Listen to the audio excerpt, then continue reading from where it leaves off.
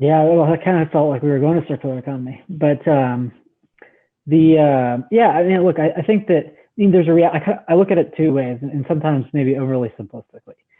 If everybody in the world is going to have Bitcoin, in my opinion, and I think that that in that world, if you said, okay, all Americans, it's just money, and I think in that world, everyone's going to be using it day to day. You know, they're both like, every Bitcoin that exists is being used 100% of the time, and everybody is determining how they want to use it.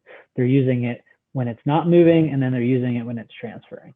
And so if we look toward a world where 300 million Americans have Bitcoin, or 7 billion people have Bitcoin, it's like, if you know that everybody has Bitcoin, then, and you have a problem with them using Bitcoin, you just go knock on their door.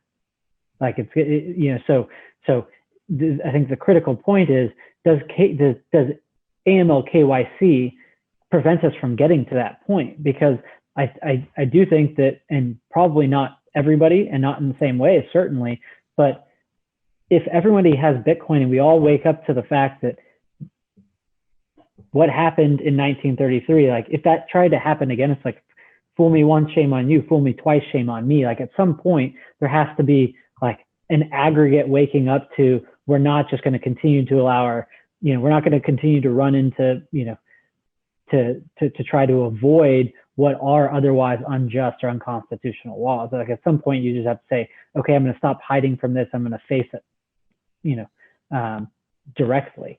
And that I also think about that with a world, again, the more people that learn about Bitcoin, like it forces you to care about these things.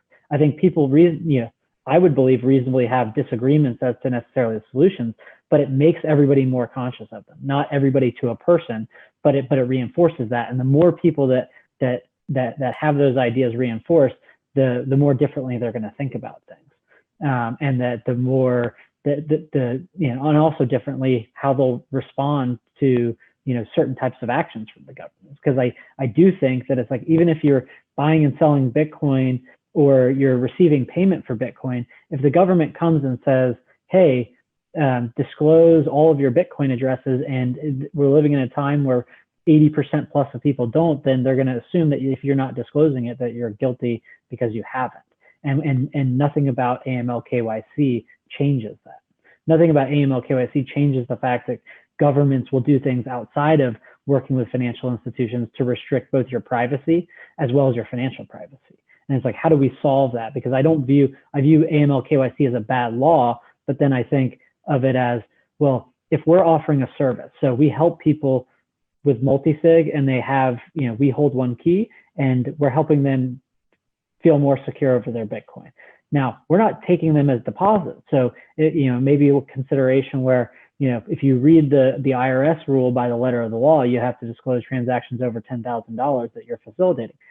We don't consider ourselves as facilitating those transactions because individuals have their own keys and they're signing transactions. So I think now we don't just do that to structure around laws. We effectively think about a service from a first principle and say, does it make sense? And if we think that it makes sense, what's the best way to limit risk as it relates to then regulation? But if you're just doing things because of regulation, if those regulations are bad laws, then you're naturally going to, I think, come up with bad solutions.